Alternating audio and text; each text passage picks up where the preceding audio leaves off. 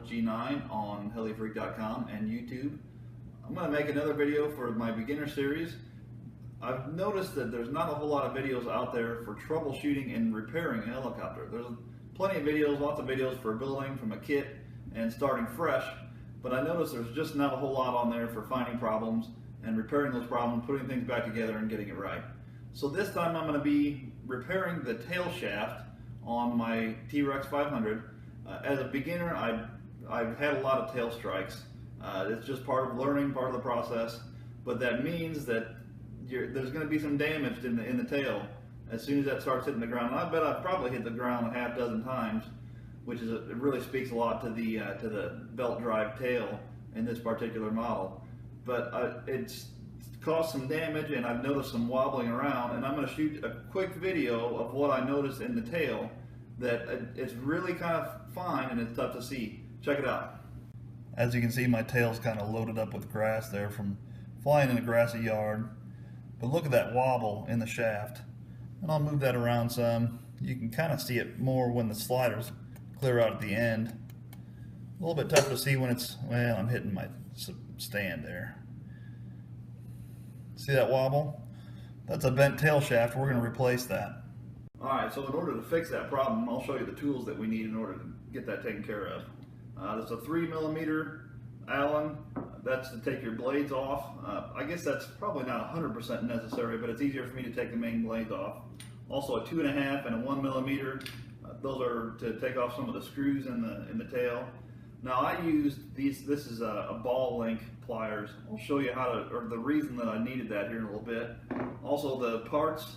I already opened this package, obviously. This is the tail rotor shaft assembly H537T and new blades. I'll show you that why I need new blades here in a minute. But these are new tail blades, HQ0733AT, 73mm tail rotor blades. All right, let's get to it. The first thing I did is remove these, not remove, but loosen the two screws that hold the boom into the block in the back of here. My hand's blocking that, sorry about that. I wanted to make a little bit of slack so that I can have some room, and what I did is, let's see if I can get this far enough away. What I did was I tried to push in just a little bit so that, see, I stuck my finger in here on the belt, trying to just get a little bit of slack in that belt so it's not so tight for us. Now that I've got the boom loosened up a little bit to get some slack in the belt, I'll go ahead and slide the slider all the way over. We're going to look for the set screw holding the tail onto the shaft. There it is right there. I'm going to use a 2.5mm driver to take that screw out. It's a small black set screw. Looks like that. Now we're not ready to start pulling this off yet. I want to get this pitch slider disconnected so we don't start yanking things around. Now that's going to be, I believe, a 3mm. You come in from the bottom of it. Let's make sure I get that on the screen. Come in from the bottom of it and tilt back just a little. Unscrew it. Now it's just screwed into plastic. Does not have a nylock nut on the back side of it.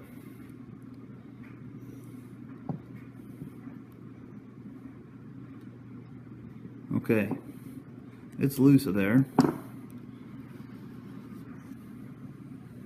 Go ahead and tilt the screen back down just a little bit, and I'll move the helicopter over. Let's see here. So you can see this is loose there. And I'll just leave that hanging. We don't need to do anything with it. It can just hang right where it's at. And we are ready to reposition that a little bit. We're ready to pull this right off. And you get just that in your hand. So this is what the tail looks like after we get the rotor off of it. And one thing you want to be sure of is that when you get it back together, you know what direction it needs the belt needs to be going. Now the top part of the belt needs to be coming out and the bottom going back in. So I'll spin that a little bit. Hopefully you can see what's going on there. Real slow. Now this is the right direction. You want to make sure when it goes back together it's still spinning the same direction. Top coming back.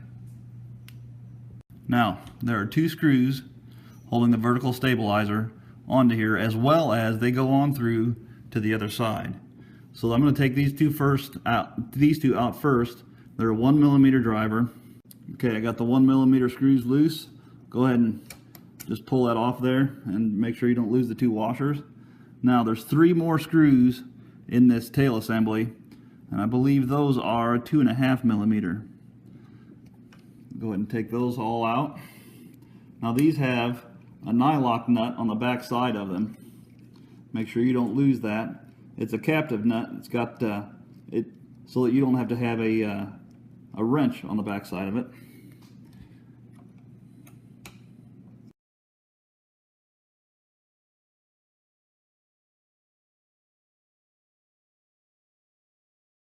Got all these screws loose. Go ahead and pull them out. And I'm going to take the right side off of this. Now let me flip the heli around so you can see it. I will take the right side off first. And it will slide right off that shaft like that. Now if you just pull this, well, it went ahead and came out that way real easy. So there we go.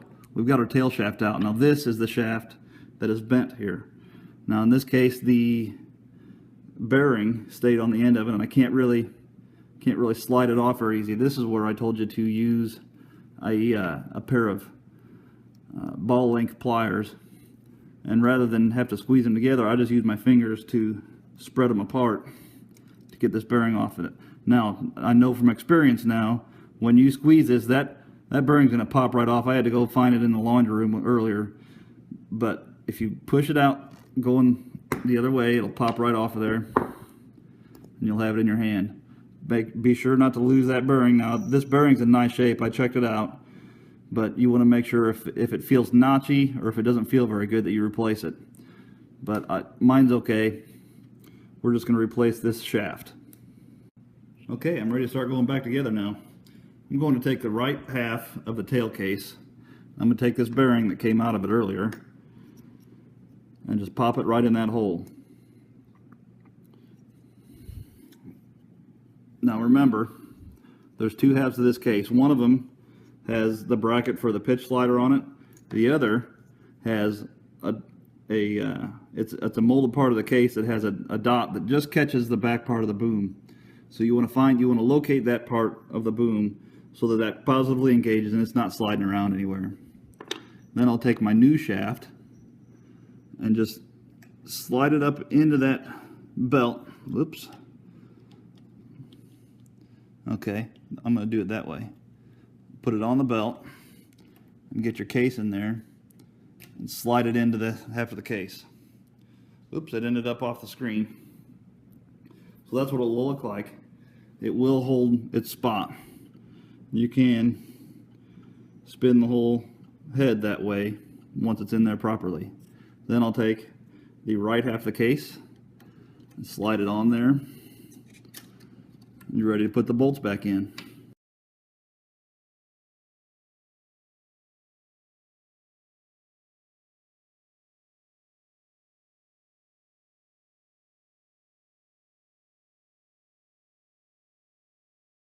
There's those 3. Now each one of these screws has a nylon nut on the back side of it, so you don't need to put any Loctite on these.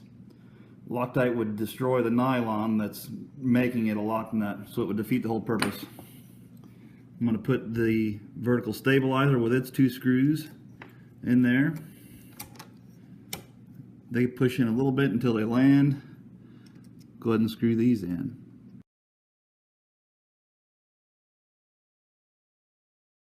Now that we've got our tail case back together, I'll slide the helicopter over so you can see it a little better. I'd like to point out that right here is a small dimple, and that's where your set screw goes into, so you want to make sure and look out for that. So you take your tail assembly and slide it onto that shaft. You may have to work that around. It slide right in there. Now See if we can get that moved over into the light a little bit so you can see that.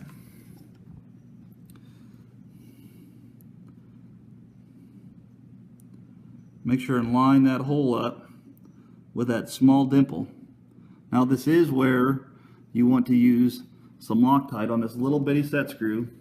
I'm not going to for the video just for time, but I'll put the set screw on the end of there, then dab some Loctite on it and put it in the hole.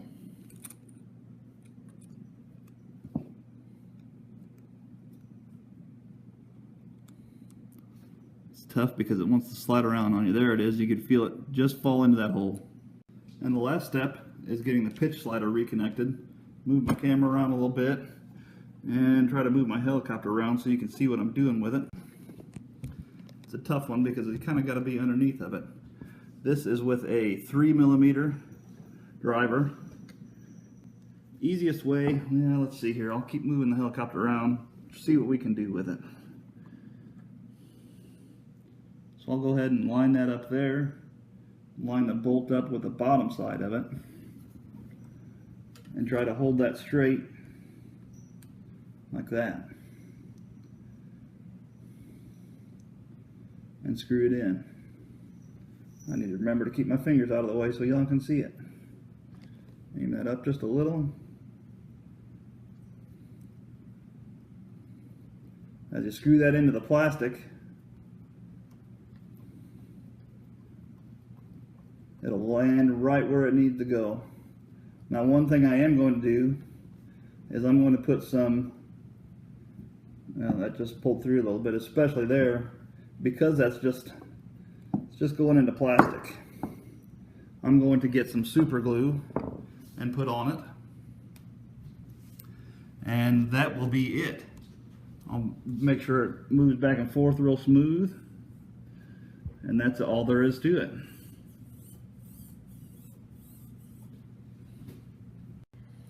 Alrighty, now that we got everything put back together, you've now got a tail rotor that doesn't wobble. Free for you to go ahead and hit it on the ground again. That's probably what will happen with me. There you go, I got a good working tail again. Be sure to subscribe to my YouTube channel, because as I break stuff on this helicopter, I'm going to make more videos on how to fix it. Because that's been one of my biggest fears, not just spending the money on the parts, but getting this thing going again if I tear something up. So be sure and comment also if you have any thoughts, or maybe you want to see some other video on a problem that you're having. Let me know and I'll try and work something out. Thanks for watching.